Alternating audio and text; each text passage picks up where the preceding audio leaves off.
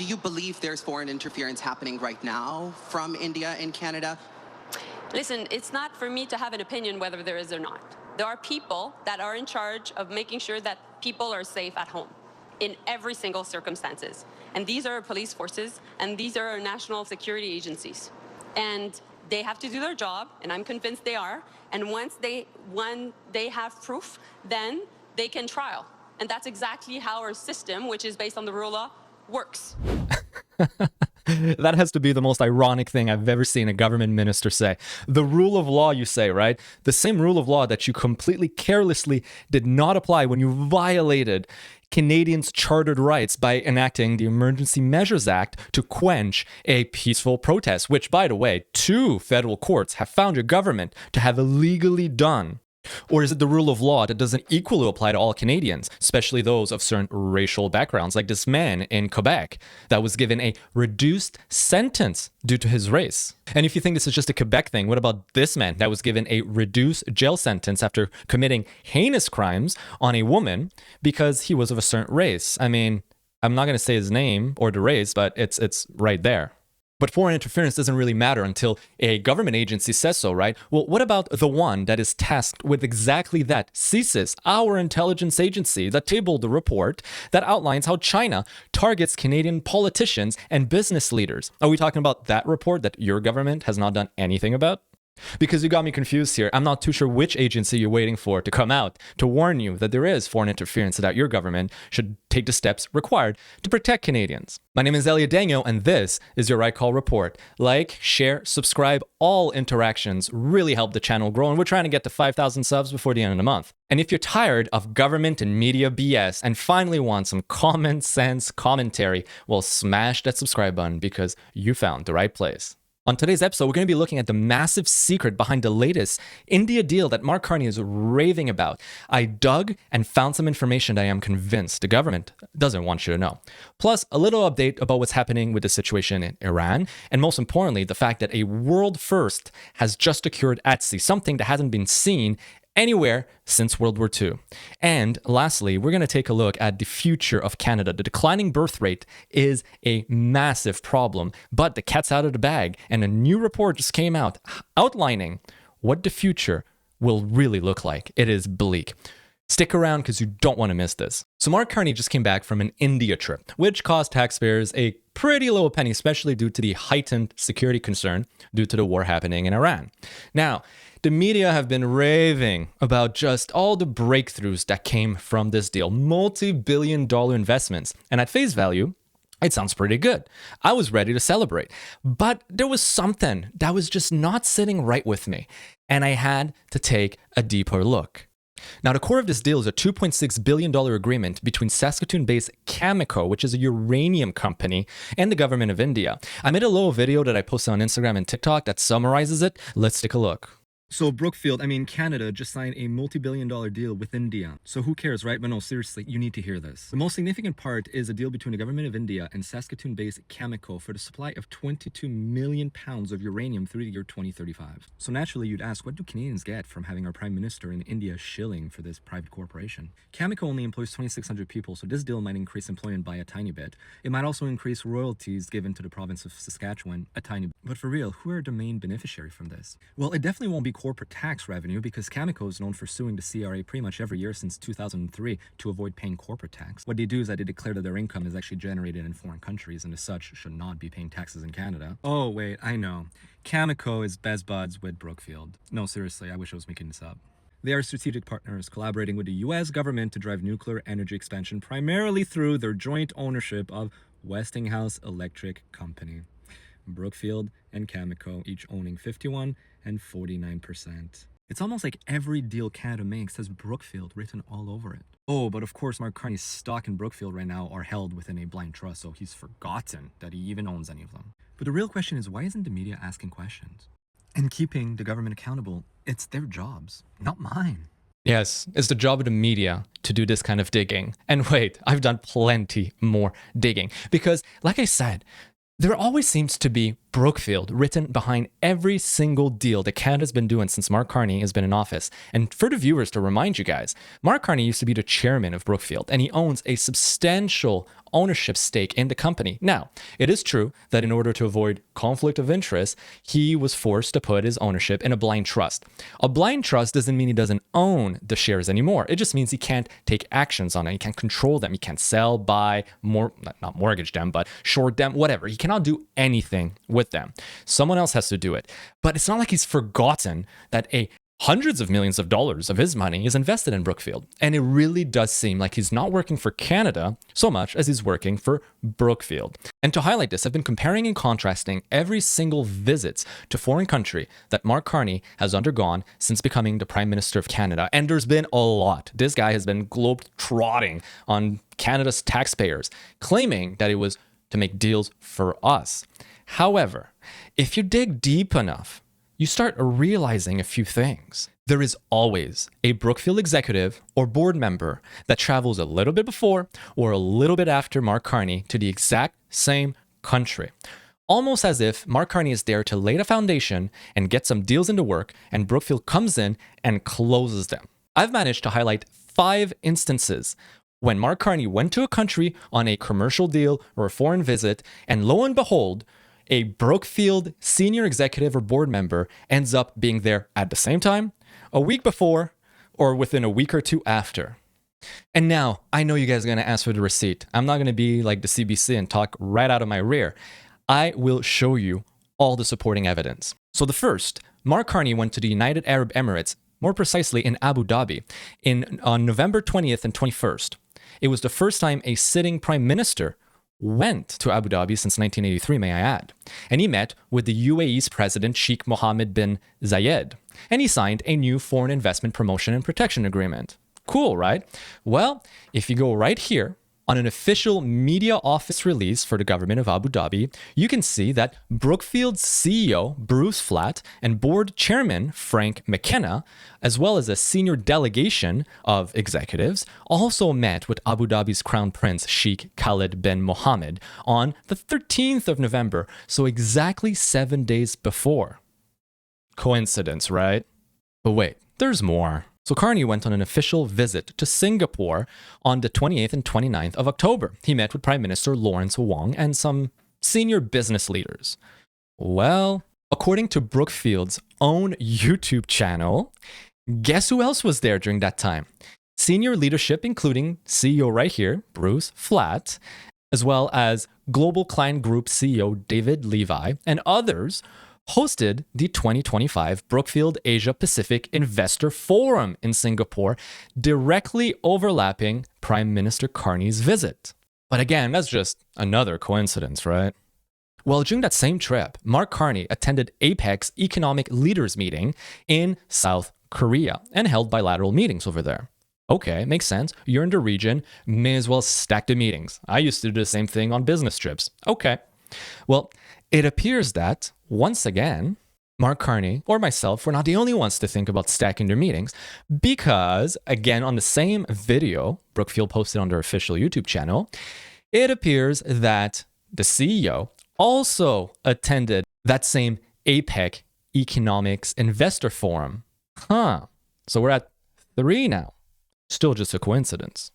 Well, it gets better, because Mark Carney went on an official bilateral visit to Doha, that's Qatar, on the 17th and 18th of January 2026, the first time a sitting prime minister ever been there. He met with Emir Sheikh Tamim bin Hamad and expanded strategic partnerships. Strategic partnerships. Sounds good, right? Definitely not Brookfield partnerships. Well, according to Brookfield's own press release, about a month before, the CEO, Bruce Flatt, once again, was in Qatar to sign a $20 billion AI data center infrastructure joint venture deal with the Qatar Investment Authority. Now, go figure. Carney is there to sign and to expand strategic partnerships, and it just so happens that Brookfield just signed a $20 billion deal. Could there be a conflict of interest there? Once again. At face value one time, it's fine. Now we're at 4. But wait, I'm not done. Because, of course, Carney went to Davos, Switzerland, in January 2026. He attended the World Economic Forum, the WEF, the annual meeting of all of the world's elite who tell you little plebeies that, you know what, they know better than you and they will dictate how you are to live your life from now on. Can you say hi to 15-minute cities and you will own nothing, but you'll definitely be happy about it. Well, he delivered a special address there. His speech went around the world as being the best thing since sliced bread. Well, you won't even guess who also was there to witness such a historic speech. Oh yeah, Brookfield. They were there attending the speech and also signing a $12 billion India partnership. Wait a second, an India partnership? Didn't Mark Carney just come back from India announcing a massive new deal with India? Just a month after being in Davos? And Brookfield being there and signing a big deal with India. See, coincidences can happen. One time, we'll chalk it to that. 2 times, maybe. But when you're at 3, 4, or 5 times, it is not a coincidence anymore. It is a pattern. And we're seeing it play out time and time and time again. Now, to refresh your memory, Canada's big deal with India is a $2.6 billion deal with a Saskatoon-based company called Cameco. Now, the thing is, Cameco is best buddies with Brookfield because they together own a joint partnership in a company called Westinghouse Electric Company. Now, could it be that this new deal that Cameco just signed will be used to channel or profit Westinghouse for various services or various work? And lo and behold, guess who shareholder value gets increased at the same time? Brookfield. Every time there is Brookfield somewhere about. It could be the main deal, it could be a side deal, it could be under a subsidiary or a parent company or a at-arms company, but it's always present. It's insidious how enshrined now Brookfield is in every strata of our economic development. Now, you may be like, okay, well, if it's good for Brookfield, it's good for Canada. And to an extent, I would agree. However, what's happening here is that we are putting aside our morals and, most importantly, our national security because we're making deals with countries that our own intelligence agencies have judged to be national security threat. China being one of them, India being another one. And all of a sudden, even though you have Mark Carney on record stating that India or China, and that was right before the election, are some of the most dangerous countries to deal with, today it's a different story. They are to be trusted. We are to make deals with them. We are to open the floodgates of commercial works with them, while simultaneously stating that it is the United States of America that is the biggest threat to Canada, our greatest economic partner ever, the ones that are in charge of protecting our airspace through NORAD. May I remind you, Canada has like 42 working jets to cover the second largest country in the world. We rely on the US to protect us. I mean, just a few months ago, a Russian bomber flew into our airspace in the north. And instead of responding to it, we were late to the party. The US Air Force had to deploy and scramble an F-22 fighter jet from Alaska instead to intercept it. Our fighters were too far away in Cold Lake, Alberta, and couldn't be scrambled on time. Furthermore, the United States is in NATO. It is our military alliance. So all of a sudden, cozying up to these dangerous countries simply because ultimately there's money to be made through Brookfield, which truly only serves one individual here way more than Canadians, is not okay. I would say even treasonous. See, the Prime Minister of Canada is there to serve us, the citizens, not his personal interests. And just putting your assets into a blind trust is not enough of a safeguard to separate all conflicts of interest. And liberals love conflicts of interest. I mean, can I remind you of the sponsorship scandal? That wasn't that long ago. Or the We Charity under Trudeau. That wasn't that long ago. I mean, I think I'm going to make an episode one day just listing every single scandals that the Liberal government has ever had. Well, I mean, this is what they're really excellent at. So governing a country for the benefit of its people, not so much. But profiteering from managing a country for their own pockets, excellent. Now, off to the Middle East on a little update what's going on between Iran, Israel, and the United States of America. A first that hasn't been seen since the end of World War II. An American submarine using torpedoes to sink a military vessel.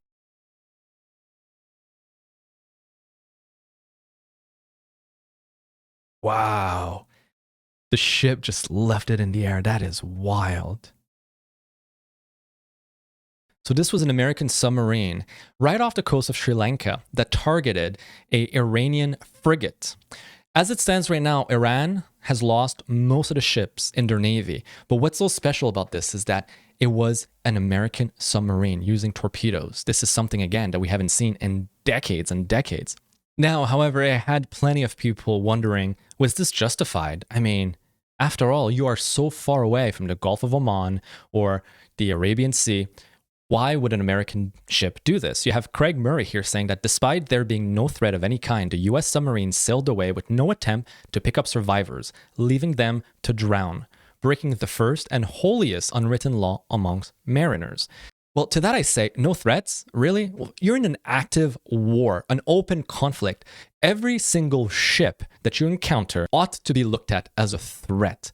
Furthermore, you don't necessarily know the damage that's been caused or if there's any other threat in the vicinity. Any ships you encounter, even if it's far away from the active war zone, is a military asset that could be used later on to attack your troops or your homeland. So it becomes an open target. So striking that ship was not so much the issue. The issue is apparently the submarine not trying to render aid to the sailors who survived that were adrift. And this guy, Greg, is definitely right, except for one little point that he forgot. And thankfully, there was a commenter that brought this up. So under the unclosed 1982, Article 98, masters of ships have a duty to render assistance to those in distress at sea. But submarines are explicitly exempt from this general duty when it would compromise their mission or safety.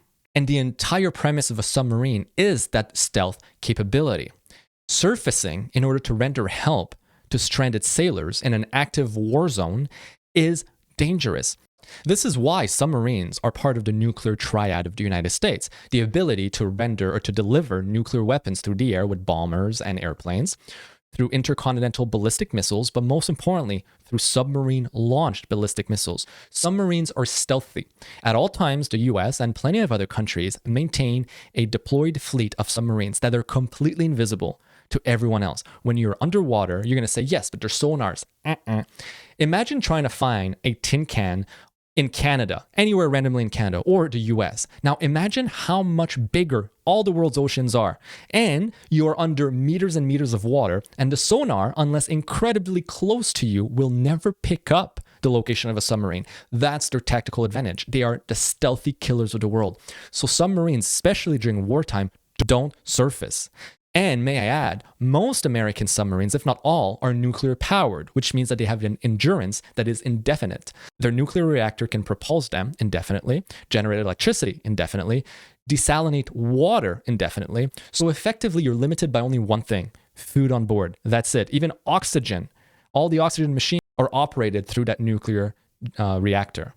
So submarines don't surface, even to help, sadly, the stricken sailors. Now, people may ask as well, why would the US need to strike these ships? Well, Iran has threatened and effectively began enforcing the closure of the Strait of Hormuz. Why is this significant? Well, 20 to 21 million barrels of oil are transported through the Strait of Hormuz every single day. This represents 20 to 30% of global seaborne trade. To give you an idea, currently, the barrel of oil transacts at $75. It's projected that with an indefinite closure of the Strait of Hormuz, the price of the barrel can jump to over $120 a barrel, probably $130, $140, even $150. Now, this is more than just impacting the price you pay at the gas pump, because energy is the cornerstone of everything in our economy. The food you eat, the goods you consume, and the travels you undertake. If the price of oil skyrockets because one country can just shut down the strait, then the entire world, not just the US, Canada, the US, Europe, Africa, Asia, suffer. As such, the US said unequivocally, we will not allow Iran to shut down the Strait of Hormuz. The only way Iran can do that is with their naval armada. So the US kind of has no choice. They have to sink these ships. It is war, it is dirty, it is tragic, and it is chaotic. But you cannot hold the entire world hostage in that conflict, and that's what Iran was trying to do. So to that I say, who owns the seas now, Iran? But closer to home, we're having plenty of issues in our homeland because this new government report just came out, and it is predicting a sad future, a bleak future for Canada. Watch. Projections from Ottawa suggest Canada is nearing an unprecedented demographic milestone where immigration becomes the only source of population growth. The Parliamentary Budget Officer expects zero population growth again next year, and experts say Canada's natural increase, which is births minus deaths, could hit zero within 5 years. Researchers find that would mean all future growth would depend entirely on federal immigration targets, something Canada has never seen before. A government report predicts that shift will be complete in 2030. Zero population growth. Zero. StatsCan reported that in September 2025, the birth rate in Canada had dropped to 1.25. And CTV reports that with Canada's population growth now essentially flat, the country could be heading towards an unprecedented situation where population growth is driven entirely by immigration. Great. Now, that's something that, for example, Elon Musk has been warning us about. The biggest threat to Western civilization is not Iran, it's not even China, it's not Venezuela, it's our own doing, our own inability to sustain our population, because we've been gaslit through countless decades of propaganda to believe that families are not important, that you should prioritize your job, that you should be a big boss man and woman, that having kids should be delayed and pushed further, which we're going to look into is the complete wrong mindset. You'll see why stats are horrible with that. And effectively, we've created a society that cannot sustain itself. Now, mind you, at first, the government just gaslit us completely. They said immigration was supposed to be, to help our economy. It was supposed to increase diversity and just bring about sunshine and rainbows and butterfly. But it is now turned effectively into the de facto population maintenance scheme. This is what our country is relying upon to survive. And that is an epic failure, a societal failure. And I'm not even talking about how mass migration is completely eroding social cohesion and collapsing our culture. That's not even where I'm going, although I completely believe that is the case. But I'm talking about the fact that now, the only thing we can hope for is more of what's been not working. Now, you're going to say, yes, but our economy cannot survive without that mass migration. It would collapse. And I bring your attention to Japan, who has an even lower birth rate. And they've decided their policy is, screw it, we're not opening the floodgates. We will let the economic decline happen. It will be probably 1 or 2 generations of pain, and it sucks. But once the population has declined, institutions, the economy, and whatnot will grow back. And we've seen this happen in history. During the Black Death, the Black Plague, the bubonic plague in Europe, over 33%, 1/3 of the entire population completely collapsed and disappeared almost overnight in a few years. And yet, Europe recovered. Another one that's super interesting is Ireland. The Republic of Ireland right now is seeing an economic boom. It is one of the leading countries in terms of GDP per capita. But here's an interesting fact. Ireland today has less people in the country than 100 years ago. Due to emigration and also the potato blight for some reason, the population completely collapsed. And yes, it's a few years of suffering, but then you can build back. However, there won't be a Canada to build back if we just let other nations conquer us through immigration. Now, this is even more revealing when you consider the fact that the federal government of Canada spends, on average, $55 billion a year on all immigration-related expenses, refugee programs, immigration, integration, transfers to provinces, you name it. $55 billion it costs us every year for immigration. Well, if you took that $55 billion and instead you cut a check to every Canadian family who had a child that was born this year, that would represent an amount of $157,000 per child born of Canadian parents. $157,000. Are you telling me right now that if a family could stand to get $157,000, they would not have more kids? Because the number one thing young families complain about holding off on having kids is that it's just not economically feasible. And that's through piss poor government policy, may I add. But now this right there would completely shift the script. Now, other countries like Poland have started implementing policies like if you have 2 kids, families don't pay any income tax forever. Amazing. Hungary, if you have X amount of kids, then you receive loan forgiveness, for example, for buying a house. Those are all policies that are being put in place to ensure the native population grows.